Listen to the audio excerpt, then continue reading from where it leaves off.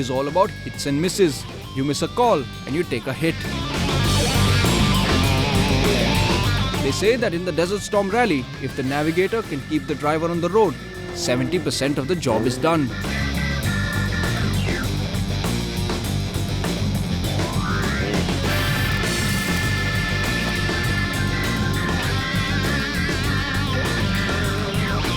A little mistake on the navigation part can put you off 5 kilometers off the track, yeah. And once you're off, you never know it's got swamp or you got loose sand or what you've got, and you get bogged, game over.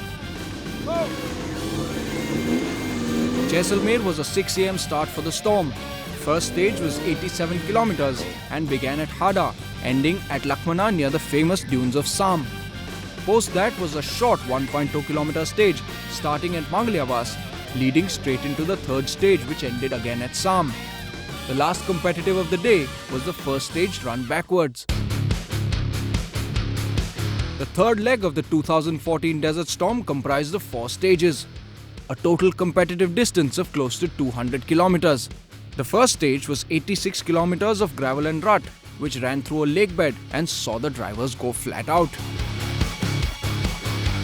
The initial part was sandy, then we went into a very dry lake bed, flat, smooth for about 7-8 kilometers. Flat out driving, we touched a top speed of about 165 over there. The speedometer is, if you see, is still the old one which says 0 to 140. But our meter used to cross 140 and reached 0 again. So it means more than 150 or something. Post the flat-out first stage, the organizers had a surprise for the competitors. A surprise made up of loose sand. And then the fun began.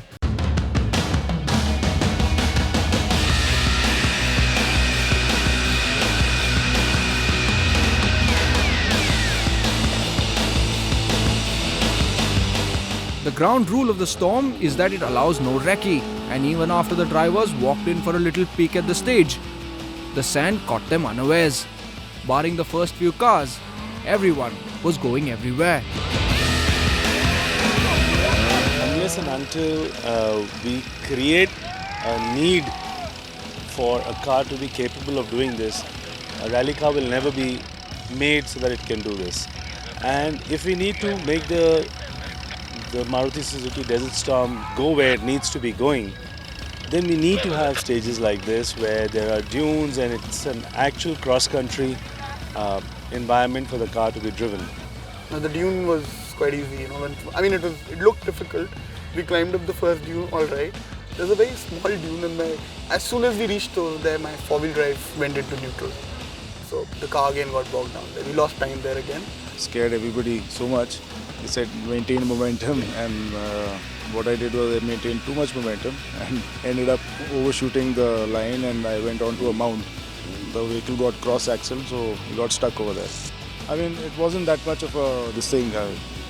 If you drove with brains, which I did not, you could have gotten through. After the dune bashing in the second and third stages, it was time for terra firma. The fourth stage again took the drivers through the lake bed, and after slipping and sliding in the sand, the gravel and rut seemed almost welcoming. After 200 kilometers of competitive, so did Jaisalmer. The fourth leg started with a 203 kilometer liaison to take start ahead of the hamlet of Bap, ending 44 kilometers later in Nokra. The second stage of the day was a reverse of leg 2's 105 kilometer stage and ran from Bodhana to Pilap. From there, it was onwards to Bikaner. I'm standing just ahead of the start of Special Stage 11, fondly called the Thar Express. The route has almost legendary status in the stages of the Desert Storm. It runs parallel to the railway line between the hamlets of Bap and Nokra. And all the driver needs to do is keep the track on their left, put pedal to the metal, and go straight ahead through 45 kilometers of rut, gravel and sand traps. 31 of the 55 extreme cars that took start remain. Who else falls by the wayside? Only Bikaner will tell.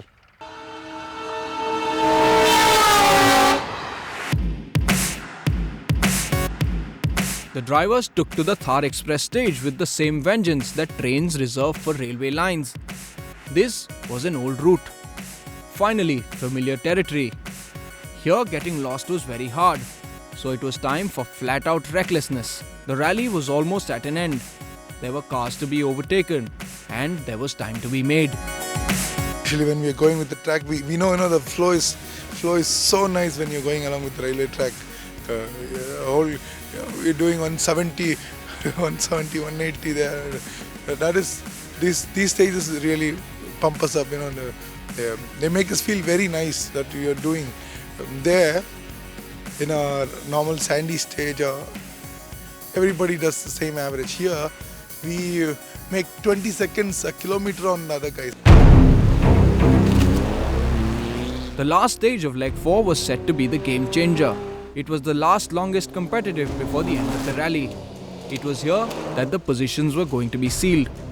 This was basically make or break.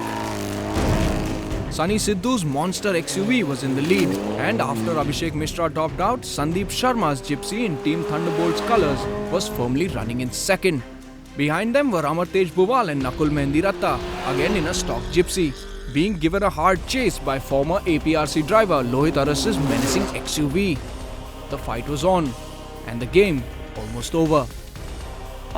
The long stage was pretty hectic because our car, the chassis had broken. So again, we couldn't push it and we were just trying to be consistent. But the car was giving some real problems. By the end of the day, it was welded up again. The car was good to go. Bikaner, where the cars were frantically being worked upon in